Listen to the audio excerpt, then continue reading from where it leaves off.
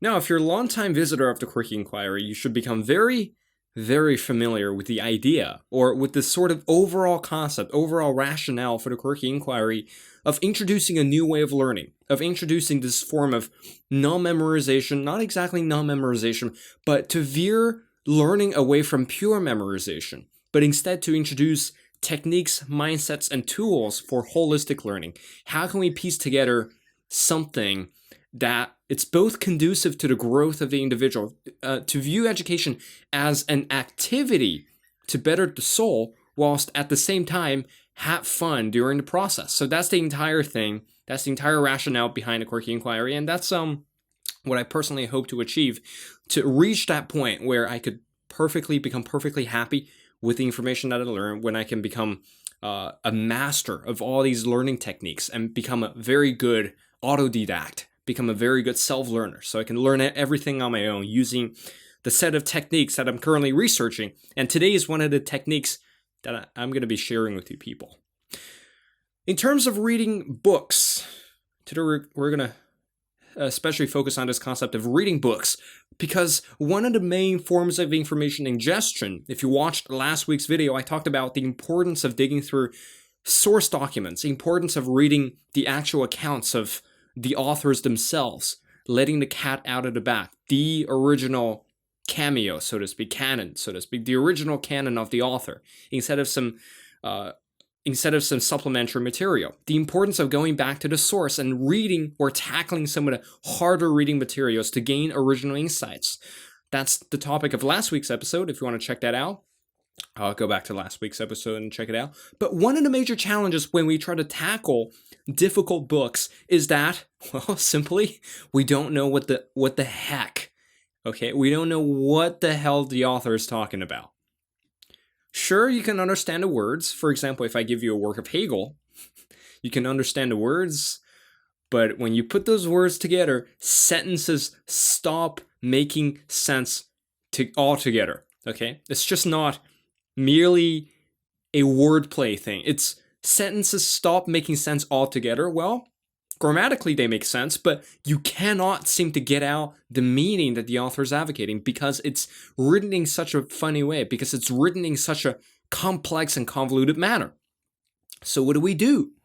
For example, you're reading a history book, and history book has the reputation of, if you don't know what context this piece of history belongs in, all you're doing is that you're reading people doing random things. You're reading, oh, this person did this, but you don't exactly know where the significance comes from. You don't exactly know what all the dates mean. You don't exactly know what are all these people doing. You don't exactly know the significance of certain individuals throughout history. And you don't exactly get the sort of full in-depth understanding. All you have are a bunch of people running around, doing random things without a context, right? So history simply turns into, if you try to understand history, it can't just be purely about memorization. Same with philosophy. Without a general map, without a general context, it is impossible to understand a philosopher. Without a big backbone of something, it is impossible to understand a piece of history. Without a backbone understanding of a specific scientific subject, it is impossible, for example, if you want to go learn about Einstein's relativity, have you not encountered the views of Newtonian mechanics? It's just that simple. Context is the king, or is king, when it comes down to reading. You think a book stands alone by itself? Not really, if you think about it. Every book is infinitely connected to every other books out there. And if you want to understand a book, it's going to make a lot of sense for you to dig through some of the context. So, here I'm going to introduce one of the secret techniques, or one of the techniques that's just crucial for understanding a book properly. And this technique is what I would describe as sort of an inspectional reading, or pseudo-scanning of the book, or pseudo-scanning of the book. So what you do, instead of reading the book cover to cover when you first got it, depend on what genre of book. If it's a piece of fiction, well, you can read that fiction probably cover to cover, no problem. But I'm specifically talking about difficult technical books. For example, a history book. For example, a philosophy book. For example, a book on some scientific concept, a scientific treatise. I'm talking about these sorts of books. To properly understand these books, You need context. First, you need context before anything else. Without context, you will be lost in layers of fancy language, layers of confusion, and layers of I don't know what I'm doing, and layers of just pure madness and pure suffering. Try reading Critique of Pure Reason for the first time without knowing a thing about Kant, without knowing a thing about the progression of Western intellectual traditions. Well, try that. You're going to be on the verge of contemplating suicide if you try to read Critique of Pure Reason in that fashion. So context is king. And the process in which we gain that context is through doing a vast inspection or inspectional reading. This is a concept that I got from, don't exactly remember the author's name. This is a concept that I got from a book called How to Read a Book, in which the author talked about how it is really hard for you to go read a difficult book cover to cover, thinking that willpower is all you need. But in reality, without a proper context, it is just impossible. The book is going to remain impenetrable to you. So the way that we combat that is twofold, using two ways to combat this sort of impenetrability of books that we tend to experience. First, if the book is relatively isolated, if the book is relatively on its own, for example, Descartes' Meditation on First Philosophy, that book is relatively isolated. Relatively. It's not completely isolated, but it's a relatively standalone concept. There's not a lot of references to other authors. There's not a lot of background reading required. And there's not a lot of shenanigans involved that requires to read some other authors out there that Descartes is trying to refute. But there's not a lot of that happening.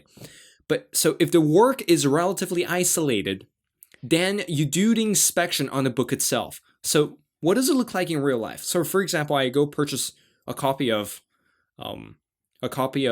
Descartes' Meditation on First Philosophy. I would first of all read through the table of content. Read through the table of content. Don't bother with the entire book cover to cover.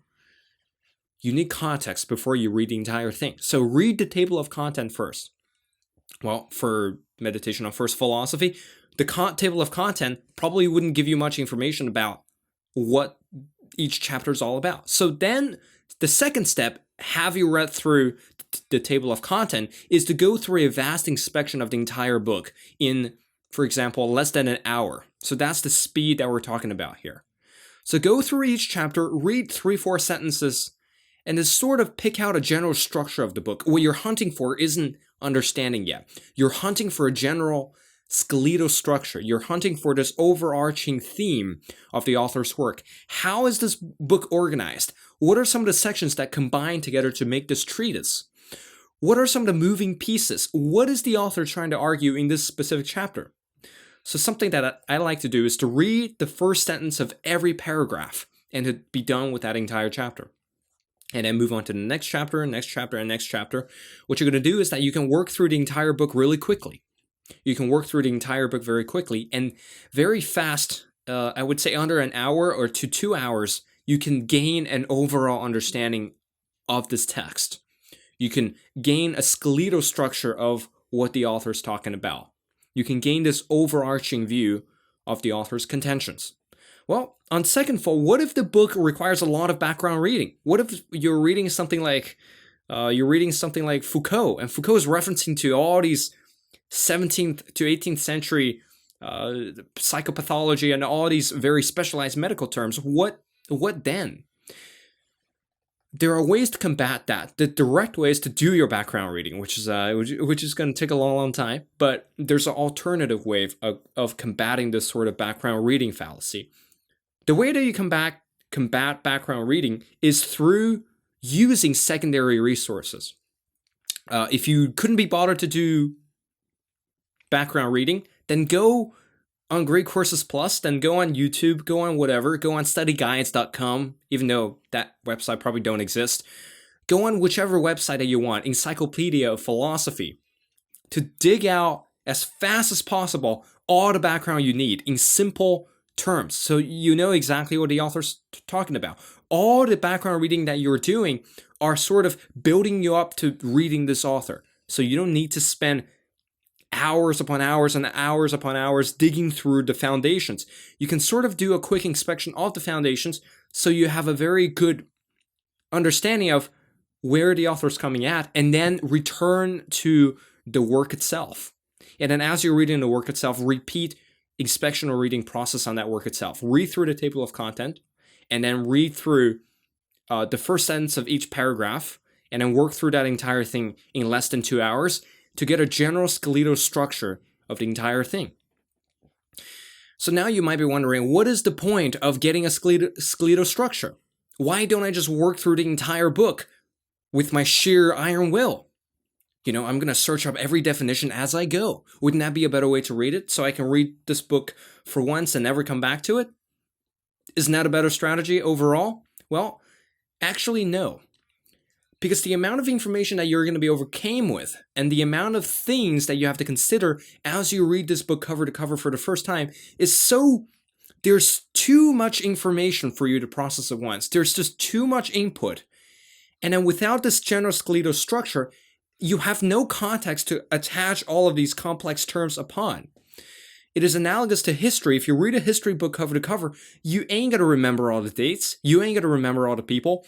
Chances are you're just going to have a bunch of scattered stuff floating around in your head without a sense of cohesion.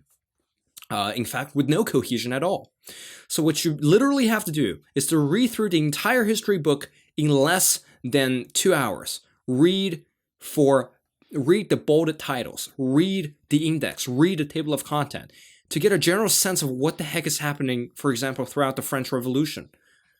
What did the French people do? What are some of the resentment, or what are some of the causes of resentment of the lower classes or the third estate that eventually caused the revolution to unfold? How did the king of France eventually lost his power?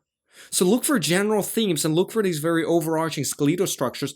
What's going to start to happen is that once you finish your inspectional reading, and then you start to read the entire book in its entirety, from the beginning to end. Now this time you read for the very subtle details. Now you read every word in the book, second time around reading, or third time around reading, if it's a really difficult book.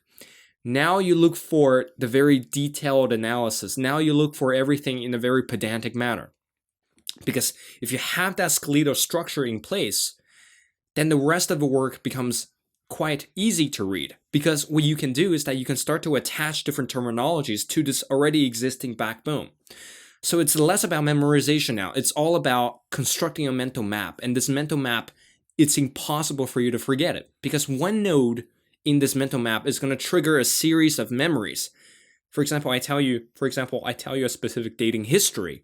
If you do it in the inspectional reading manner, one dating history is going to trigger a network of events. It's going to, in your brain, schematically, it's going to trigger a network of events. And then those network of events are going to be effortless to recall. You can recall quotes, you can attach quotes to this memory backbone, you can attach events, pictures, people, whatever you want. And then this is sort of the holistic map that we're looking for. So there's no point memorizing individual things. You won't memorize them. Remember that difference between elaborative rehearsal and maintenance rehearsal? A very good psychology concept. Maintenance rehearsal is sort of repetitively trying to get it in your head, but elaborate rehearsal is trying to map it out in your brain and trying to gain this sort of overhaul of the entire thing first, and then you start to attach individual little bits upon this already pre-existing memory backbone. And what you're going to realize is that these things are so much easier to recall, so much easier to construct a sense of cohesion, and it is so much more enjoyable to attach these memories upon this pre-existing backbone. You feel like you're discovering things instead of getting so confused by everything, instead of feeling so lost by every word in the book. Well, you feel at ease. You can just attach different things to your memory backbone, and the rest is history. So I think that is a foundation for inspectional reading. Give it a go. If it doesn't work, reject it. The thing with learning strategy is that it probably won't work for a lot of people. I know a lot of people that are great at memorization, that have a really great rote memory, and the rote memory is the thing that they rely upon to recall the dates. Well, I have no objection against that. But for me, I have a terrible rote memory. I almost couldn't remember anything through rote at all. So that's why I have to resort to this sort of dynamic holistic learning. And this is something that I just found out to be very useful throughout my learning career, throughout my journey of becoming an autodidact. So yeah, Robin here from the Quirky Inquiry. Happy learning. And I shall see you in the next video.